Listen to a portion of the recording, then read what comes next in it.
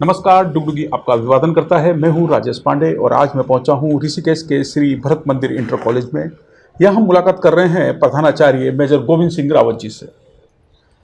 सबसे महत्वपूर्ण बात यह है कि मेजर गोविंद सिंह रावत जी जिस विद्यालय के छात्र थे, आज उसी विद्यालय में आप प्रमुख की भूमिका निभा रहे हैं, आप प्रधानाचार्य की भूमिका निभा रहे हैं।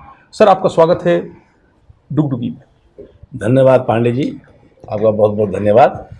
सर, मैं आपसे जानना चाहूँगा कि एक विद्यालय जहां आप छात्र थे, आज उसी विद्यालय में आप प्रधानाचार्य की भूमिका में हैं। क्या महसूस करते हैं और तब से लेकर आज तक के बदलाव के बारे में हम आपसे जानना चाहेंगे। पांडे जी, सबसे बड़ी बात यह है कि मेरे लिए सौभाग्य की बात है कि जिस विद्यालय में मैं पढ़ा उसमें मुझे नौकरी करने का अवसर मिला और साथ ही साथ मैं उस विद्यालय में प्रधानाचार्य बना हूँ। ये ऋषिकेश नारायण श्री भरत भगवान की ही कृपा है मुझ पर कि जो मैं यहाँ तक पहुँचा हूँ। और जो हमारे विद्यालय के संस्थापक रहे हैं महंत परशुराम जी महाराज जी, उनका ये आशीर्वाद है कि जो हम जितने भी अध्यापक हैं यहाँ पर जो है अपनी जीविका यापन का कार्य कर रहे हैं। बहुत अच्छा लगा सर आपसे बात करते हुए। और विद्यालय में सबसे ज़्यादा छात्र संख्या लगभग 1500, सबके अपने सपने होते हैं। आपके समक्ष किस तरह की चुनौतियां आती हैं सभी बच्चों के सपनों को पूरा करने संबंधी? बच्चों को निरंतर हमारा प्रयास रहता है कि जो समाज हमसे अपेक्षा करता है हम बच्चों को दें। और निरंतर हम अपनी प्रार्थना सभा में, क्लासरूम टीचिंग में बच्चों को उनके कैरियर के बारे में, उनकी पढ़ाई के बारे में, क्योंकि पढ़ाई के साथ साथ वर्तमान में जीविका उपार्जन के लिए बच्चों को उनके कैरियर के प्रति भी जागरूक करना बहुत आवश्यक होता है जी। तो हम लोग सभी मिलकर के जब भी मौका मिलता है तो बच्चों को जो है निरंतर जो है कुछ ना कुछ गाइडलाइन देते रहते हैं। और प्रार्थना सभा में तो रोज़ ही हम जो है बच्चों को जो है सिखाते रहते हैं। यहाँ पर जो है हम अंग्रेजी में भी बच्चों को आगे ले जाना चाहते हैं और संस्कृत में भी बच्चों को आगे ले जाना चाहते हैं। जो हमारी क्षेत्रीय भाषा है, गढ़वाली, कुमाऊनी और अन्य जो भाषाएं हैं उन पर भी आगे ले जाना चाहते हैं। तो हम बच्चों को ये प्रेरणा भी देते हैं अपनी प्रार्थना सभा में कि भाई कोई भी बच्चा बंगाल का हो, बिहार का हो, पूरब का हो, पश्चिम का हो, राजस्थान का हो, वो अपनी भाषा को भी यहाँ पर जो है प्रार्थना सभा के मंच पे शेयर कर सकता है। और जो अन्य बच्चे हैं उनको भी हम निरंतर प्रोत्साहित करते रहते हैं कि आप भी अनेक भाषाओं को सीखो। इसके साथ ही साथ अनेक प्रकार की कला कौशल का कार्य हमारे यहाँ होता है। खेल में निरंतर राज्य स्तर पर हमारे बच्चे खेल रहे हैं, स्काउट गाइड में आगे बढ़ रहे हैं और जो है एनसीसी में भी बच्चे निरंतर बहुत अच्छा काम कर रहे हैं। अध्यापक साथी हमारे जो है चयन होके आते हैं, विद्वान अध्यापक अध्यापिका हमारे पास हैं, वो भी निरंतर प्रयासरत रहते हैं कि किस तरह बच्चों की मदद की जाए। सर के बारे में एक और महत्वपूर्ण जानकारी मैं आपको उपलब्ध करा दूं कि सर 2017 में उत्तराखंड सरकार ने आपको सैलिस मटियानी राज्य शैक्षिक पुरस्कार से सम्मानित किया था।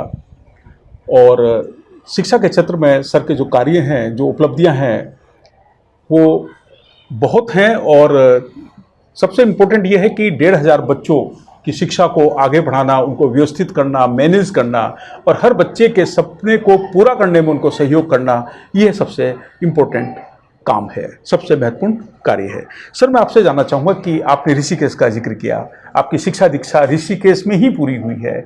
1982 में आपने श्री भरत मंदिर इंटर कॉलेज से हाई स्कूल की परीक्षा पास की। बदलता ऋषिकेश, क्या बदलाव देखते हैं उस समय में और आज में ऋषिकेश में? बदलाव तो हर क्षेत्र में ऋषिकेश में हुआ है। जिस स्थान पर हम बैठे हैं, इस स्थान पर आप देख रहे होंगे बड़ी बड़ी इमारतें बन गई हैं। लेकिन जब हम यहाँ पर पढ़ते थे तो चारों तरफ खेत ही खेत थे। यहाँ पर किसी भी प्रकार की जो है इमारत नहीं थी, और हम लोग उस वक्त पैदल जो है घर से जो है विद्यालय आया करते थे। आजकल साइकिल भी हम लोगों के पास नहीं थी, पैदल हम आते थे। और क्योंकि मैं रेलवे रोड आदित्यनंद मार्ग पर रहता था, तो जब हम छोटे थे कि मई और जून के महीने, गर्मियों के दिन में 2 बजे यदि हम सड़क पर चल रहे तो कोई भी नहीं दिखाई देता था। यानी कि जनसंख्या का दबाव, जनसंख्या का घनत्व उस समय नहीं था। लेकिन धीरे धीरे जैसे समय बदलता चला गया, क्षेत्र का विकास होता चला गया, और वर्तमान में ऋषिकेश एक, मैं कहूँ कि जनसंख्या बाहुल्य क्षेत्र हो गया है। और जहाँ बड़े बड़े भूखंड यहाँ खाली पड़े होते थे, आज ये सब जगह जो है बड़ी बड़ी इमारतें बन गई हैं। तो एक तो जो है निवास के क्षेत्र से भी जो है यहाँ बहुत विकास हुआ है। बड़े बड़े जो है हब, शिक्षा के हब बन गए हैं। क्योंकि जो है एकमात्र विद्यालय उस समय हमारा हुआ करता था। इंग्लिश मीडियम विद्यालयों की संख्या बहुत कम थी। आपके चंबा, नगर, दियोली, एमकेश्वर ब्लॉक पूरा हो गया, आपके हरिद्वार हो गया, चित्तरवाला, रायवाला, रानी पोखरी, है ना, गढ़वाल मंडल के लोग, अधिकांश लोग भरत मंदिर इंटर कॉलेज में पढ़ने आया करते थे। तो चाहे औद्योगिक क्षेत्र में लो, यातायात के क्षेत्र में लो, शिक्षा के क्षेत्र में लो, हर क्षेत्र में ऋषिकेश आज अग्रणी भूमिका निभा रहा है। बिल्कुल सही कहा सर आपने कि ऋषिकेश एक बदलता शहर है और जनसंख्या घनत्व बढ़ गया है। प्लॉट जो खाली हुआ करते थे वो अब भर गए हैं, कंक्रीट का जंगल खड़ा हो गया है, हरियाली थोड़ा धीरे धीरे गायब होती जा रही है। ऋषिकेश में आपका बचपन बीता है, कोई एक किस्सा बचपन का जिसे आप साझा करना चाहें जो आपके बहुत ज़्यादा करीब है? किस्सा तो वैसे बहुत सारे किस्से होते हैं जीवन में, लेकिन याद बहुत कम रहते हैं जी। लेकिन क्योंकि हम खेल में बहुत आगे थे, खेलते रहते थे, है ना, और उस खेल का हमें फ़ायदा बहुत हुआ।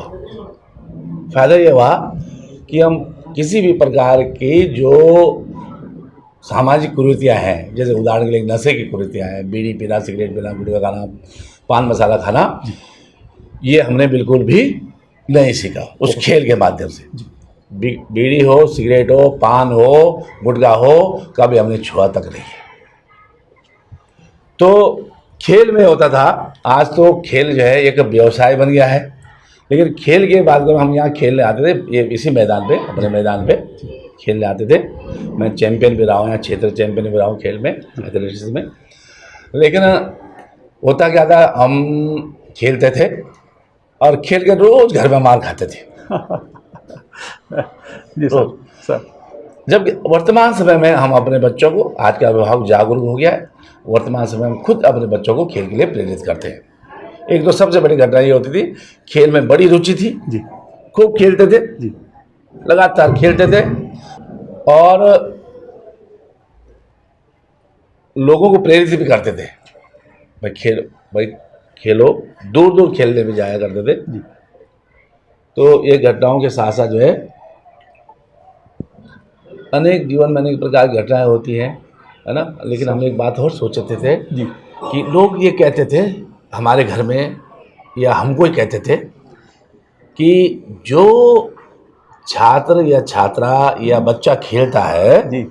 वो पढ़ाई में बिल्कुल कमजोर होता है। हाँ हाँ। तो हमने भी उसको चैलेंज में लिया कि जब हम मैदान में अच्छा खेल सकते हैं तो पढ़ाई में अच्छा क्यों नहीं कर सकते। बिल्कुल सर, बिल्कुल। तो जितना समय हमने मैदान में दिया उतना समय हमने अपनी पढ़ाई में भी दिया, एक चैलेंज लिया। और आज भी मैं जब माइक पे अपनी प्रार्थना सभा में कहीं पर भी बच्चों को बोलता हूँ तो उनके एक शब्द बोलता हूँ, देखिए यदि आप अच्छे खिलाड़ी हैं तो निश्चित रूप में आप पढ़ाई में भी अच्छे हो सकते हैं। जो जुनून आपका खेलने के प्रति है वही जुनून अगर आपका जो है पढ़ाई के प्रति बन जाएगा, यदि आप उसको जो है एक जुनून के रूप में लेंगे। सर, एक समय में आपने श्री भरत मंदिर इंटर कॉलेज में एनसीसी की कमान भी संभाली।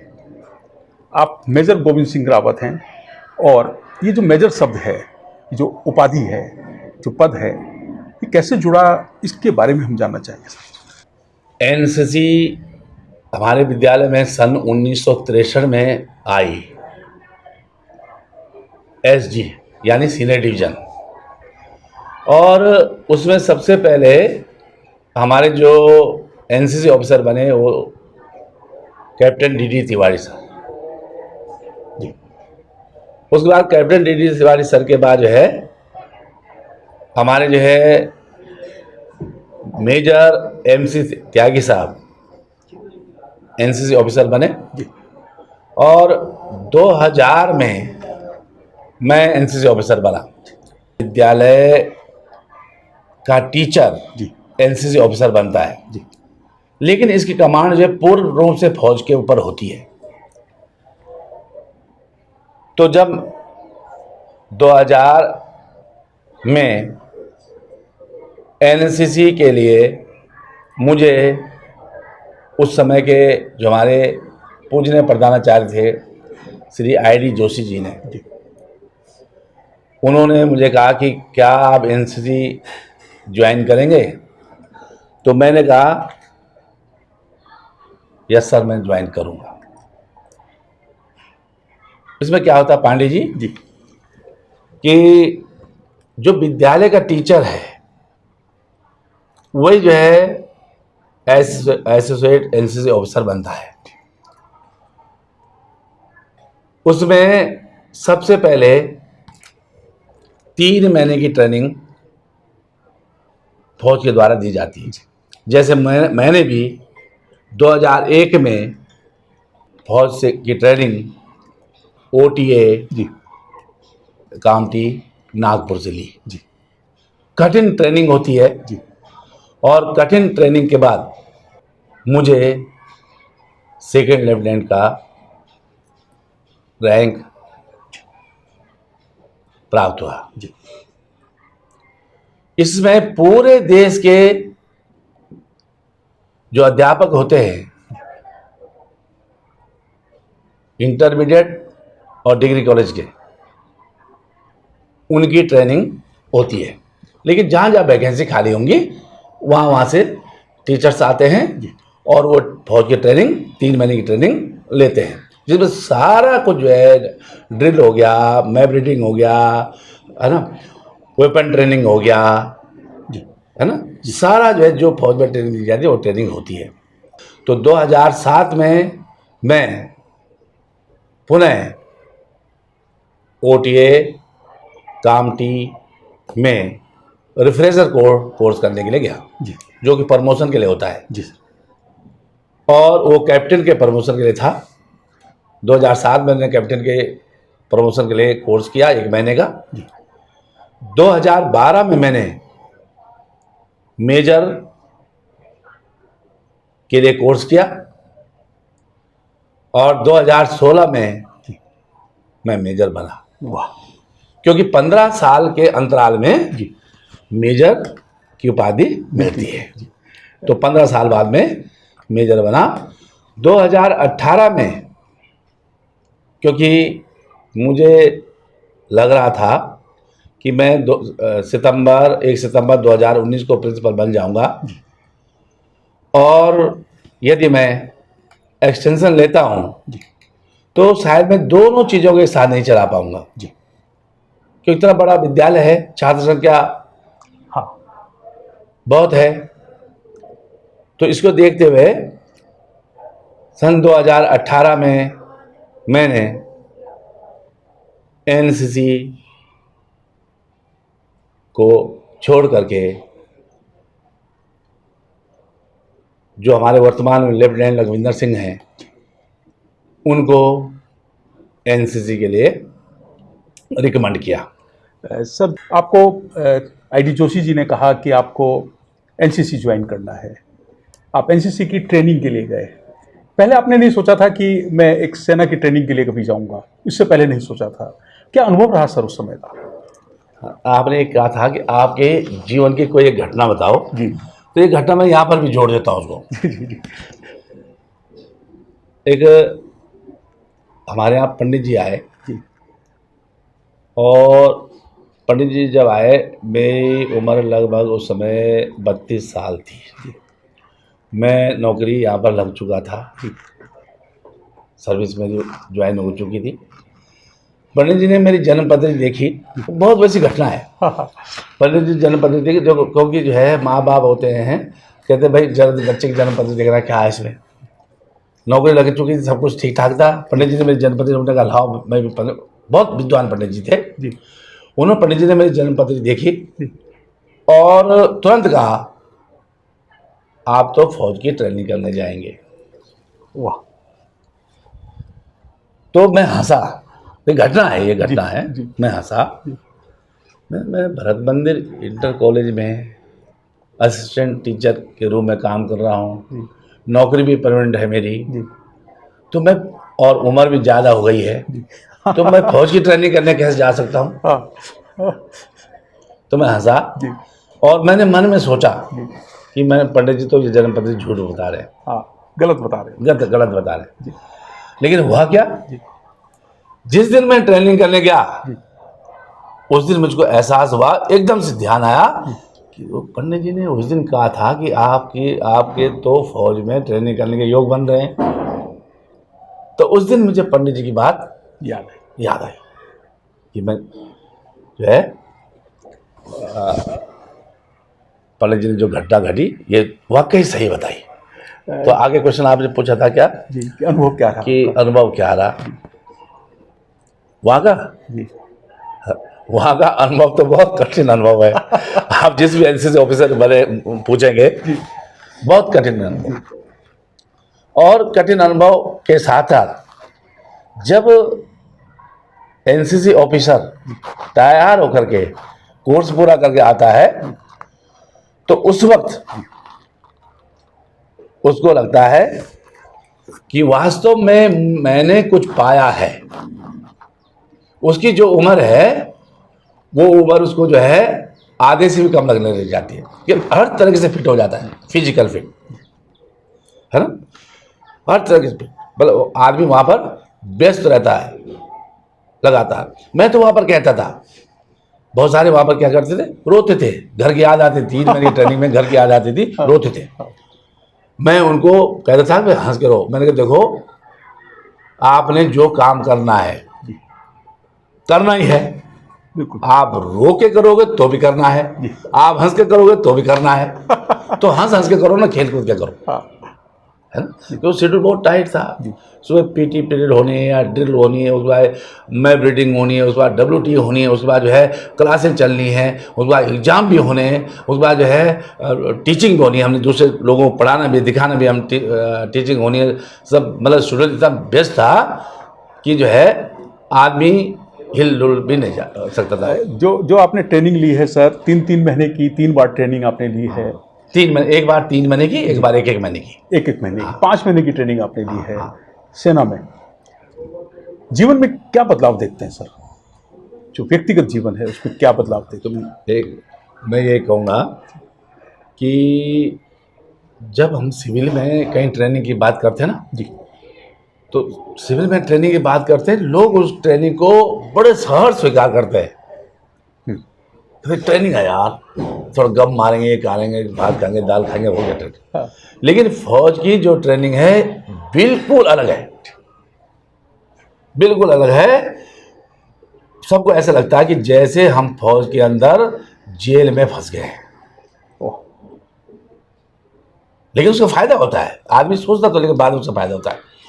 तो यहाँ की सिविल की लाइफ और वहाँ की लाइफ, मैंने तो ये सोचा कि जिसने ये लाइफ नहीं देखी है, मैं यहाँ कभी कभी टीचर्स को बोलता हूँ, जिसने वो लाइफ नहीं देखी है उसने कुछ नहीं देखा है। सर अलग डिफरेंस, बहुत अलग। अलग डिफरेंस, मतलब चलने का, खाने का, हर चीज़ का तरीका अलग अलग। यदि आप जा रहे, माना आप मैच में जा रहे हैं, आप अकेले छूट गए, सिंगल रह गए, तो आप धीरे धीरे नहीं चलेंगे, आपको दौड़ दौड़ के चलना पड़ेगा। यदि आप 2 लोग जा रहे हैं तो 2 में, इन 2s में चलना पड़ेगा। यदि आप 3 जाएंगे तो इन 3s में चलना पड़ेगा। ओह, एक अनुशासन। हाँ, एक अनुशासन, बहुत अनुशासन और बहुत कुछ। देखो, अनुशासन मिलता है, शारीरिक परिश्रम करके शरीर को जो है मजबूत बनाया जाता है और सीखने को सबको मिलता है। सर मैं आपसे जानना चाहूँगा कि एक बड़े विद्यालय को आप मैनेज कर रहे हैं, प्रधानाचार्य की भूमिका में हैं, जो फौज की जो ट्रेनिंग है वो कितना सहयोग देती है इस मैनेजमेंट में? इस मैनेजमेंट फौज की ट्रेनिंग बहुत सहयोग देती है, क्योंकि एक अनुशासन की बात तो मैंने अभी बोली आपको जी, है ना, किस तरह से अनुशासन में रहते हैं, किस तरह क्या करते हैं, किस तरह जो है तुरंत जो है काम करते हैं, है ना। कब का कि सोए हुए हैं, सोए होने के बाद रात को सीटी बजती है फौज में, उन्हें कहा आग लगी, आग लगी, आग, तुरंत जो है उठ के फटाफट तैयार और फटाफट जाना है, काम करना है। तो उससे हमें प्रेरणा मिलती है। यदि हम विद्यालय में यहाँ पर प्रिंसिपल हैं या हम अध्यापक थे, तो अपने काम के प्रति बिल्कुल सजग रहो, तैयार रहो, हमेशा अपने काम करने के लिए तैयार हो, बिल्कुल तैयार, अपने काम करने के लिए हमेशा तैयार हो। और दूसरी बात, क्योंकि जीवन में जो है, जब 18 साल 19 साल में जब उससे जुड़ा रहा हूँ, तो अनेक अधिकारी मिले हैं। कोई अधिकारी बहुत सौम्य भी अच्छे रहे, कोई अधिकारी बहुत कड़क भी रहे, कोई अधिकारी जो बिल्कुल किसी के सुनने वाले भी नहीं रहे, है ना। तो कोई हमें बहुत अच्छे लगते थे, कोई कब अच्छे लगते थे, कोई बिल्कुल ख़राब लगते थे, सब कोई। तो उनसे सीखने का मौका मिला कि किस तरह से आपको जो है एक आदर्श रूप में अन्य लोगों के सामने प्रस्तुत करना है, किस तरह अन्य लोगों की भावना, अपने स्टाफ की भावना, अपने समकक्ष की भावना आपको समझनी है, और उन भावना के अनुरूप करके उनको एक सूत्र में बांध करके किस तरह से इस विद्यालय को चलाना है, ये हमने इनसे से सीखा है। बहुत अच्छी जानकारी सर आपसे मिल रही है। और एक और सवाल मैं आपसे जानना चाहूँगा कि जब आप एनसीसी से जुड़े, आपने एनसीसी ज्वाइन किया, क्या उससे पहले आपने एनसीसी के किसी कोर्स में दाखिला लिया था सर? नहीं, उस बात जो है कि एनसीसी कोर्स में ये होता है कि केवल कॉलेज लेवल में, जैसे हमारे एनसीसी चलती है ना, ऐसे डिग्री कॉलेज में चलती है जी, है ना। हमने एनसीसी में कभी रहे नहीं, एनएसएस में रहे हम, लेकिन एनसीसी में नहीं रहे हम। लेकिन उसमें भी हमारे टाइम पे क्या था, जो एनसीसी के सी सर्टिफिकेट होल्डर थे और बी ग्रेड वाले थे, उनके लिए ट्रेनिंग होती थी डीसी, 30 दिन की। डीसी मानी डायरेक्ट कमीशन, और हमको 3 महीने की होती थी। जिसके बाद कभी एनसीसी रही नहीं, उनको 3 महीने की 3 महीने की ट्रेनिंग उनकी, और उनके लिए छूट थी। तो हमारे पास एनसीसी रही नहीं, लेकिन फिर भी हमने जो है एनसीसी के रूप में बहुत बारीक से सीखा। हमारे जो है हीरक जयंती समारोह हुआ था, माननीय राज्यपाल महोदय श्रीमान सुदर्शन अग्रवाल जी आए थे, और जब हमारे बच्चों ने गार्ड ऑफ ऑनर उनको दिया, तो उन्होंने मंच से तारीफ की कि मैंने आज तक 11वीं और 12वीं के बच्चों को इस प्रकार का गार्ड ऑनर देते हुए नहीं देखा है जी। तो बड़ी प्रसन्नता हो, बड़ी खुशी होती है कि सरकार ने, मेरे अधिकारियों ने, मेरे मैनेजमेंट ने यदि मुझ पर विश्वास किया है, इसे शैलेश नल्हियानी पुरस्कार मिलना चाहिए, तो मैं इससे भी दूना काम करूँगा। बहुत सर, मैं आपसे जानना चाहूँगा कि जो आपकी जो आगामी योजनाएं हैं, छात्र हित में, विद्यालय हित में, प्रबंधन हित में, वो क्या है? अभी जो हमारी योजनाएं हैं, सबसे पहले ये है कि जो हमारे बच्चे हैं, जो ज़रूरतमंद बच्चे हैं, क्योंकि हमारे विद्यालय में ऐसे बच्चे आते हैं जो बहुत ज़्यादा ज़रूरतमंद होते हैं, जिनके मम्मी पापा, जो किसी की मम्मी है, किसी पापा नहीं है है ना, किसी की मम्मी नहीं है, किसी के दोनों नहीं हैं, है ना, और वो पढ़ना चाहते हैं, तो उनके लिए हम जो है निरंतर ये प्रयासरत रहते हैं, इनके लिए क्या किया जाए। जैसे विद्यालय में छात्र संख्या कम हो रही है, तो हम लोग जो है, जो बच्चे विद्यालय नहीं आ रहे हैं उनको आने के लिए प्रेरित करते हैं कि आप विद्यालय आओ भाई, पढ़ लिख लो, जो सरकार की योजना भी है पढ़ लिख लो। तो हम उनको जो भी फीस हो या जो भी उनकी आवश्यकता हो सब यहाँ से पूरा करते हैं। अभी बच्चों के पढ़ने के लिए हम एक भव्य पुस्तकालय का निर्माण कर रहे हैं। बच्चों को निरंतर, यहाँ पर बच्चों को निरंतर हम जो है संस्कृत, पहले मैंने बताया संस्कृत और अंग्रेजी का ज्ञान दे रहे हैं। और मेरा ये मानना है कि जो हमारे बच्चे हैं हिंदी मीडियम वाले, ये हर विषय में बहुत अच्छे होते हैं, लेकिन केवल अंग्रेजी से मार खा जाते हैं, अंग्रेजी विषय में कम रहते हैं। तो मैंने अपने अंग्रेजी के टीचर से ये कहा कि आप विद्वान लोग हो, बाहर लोग जो है इंग्लिश स्पीकिंग कोर्स चला रहे हैं, तो आप भी चला सकते हो। आप हमारे बच्चों को इंग्लिश स्पीकिंग कोर्स के माध्यम से कुछ एक्स्ट्रा 1 घंटा दे करके आप जो है, हमारे पास इतनी बड़ी बिल्डिंग है, आप उनको पढ़ा सकते हो, उनको इंग्लिश सिखा सकते हो। अगर ये कमी, मेरे प्रयास है, अगर ये कमी पूरी हो जाएगी तो निश्चित रूप से जो है हम जो इंग्लिश मीडियम विद्यालय उनसे आगे बढ़ सकते हैं। सर 12th पास करने के बाद बच्चों के सामने एक सवाल होता है करियर को लेकर कि कौन से ऐसे सब्जेक्ट हम चयन करें, कौन सी फील्ड है जिसका चयन करें। इसके बारे में भी कुछ गाइड किया जा रहा है करियर काउंसलिंग? बिल्कुल, कैरियर काउंसलिंग के लिए बाहर से भी बहुत सारी व्यावसायिक संस्थाएं हैं, बहुत सारे लोग कैरियर काउंसलिंग के लिए यहाँ पर आते हैं। और प्रत्येक विषय के अध्यापक को, अध्यापिका को हमने कहा है कि बच्चों को ये जरूर बताइए कि आपके विषय को पढ़ने से इंटर के बाद बच्चों का क्या क्या कैरियर बन सकता है और किस किस लाइन में, किस किस क्षेत्र में बच्चे जा सकते हैं। साइंस वाले को, कॉमर्स वाले को, आर्ट, तीनों चीज़ हमारे विद्यालय में है ना। विज्ञान वर्ग भी है, वाणिज्य वर्ग भी है और कला वर्ग भी है। तो जिस वर्ग का छात्र छात्रा है, उस वर्ग के जो अध्यापक अध्यापिकाएं हैं, हम उनको जरूर बोलते हैं कि पढ़ाने से पहले या एक दिन ऐसा जरूर रखिए कि आपके विषय को पढ़ करके भविष्य में छात्र और छात्रा क्या कर सकते हैं। अभी हम मुलाकात कर रहे थे मेजर गोविंद सिंह रावत जी से। आप श्री भरत मंदिर इंटर कॉलेज के प्रधानाचार्य हैं और उत्तराखंड सरकार ने 2017 में आपको शैलेश मटियानी राज्य शैक्षिक पुरस्कार से सम्मानित किया था और आपने एनसीसी की ट्रेनिंग ली है और अनुशासन फौज वाला है। सर, आपसे बात करते हुए बहुत अच्छा लगा और आपसे बहुत जानकारियाँ मिली हैं विद्यालय के बारे में, समाज के बारे में और बदलते ऋषिकेश के बारे में।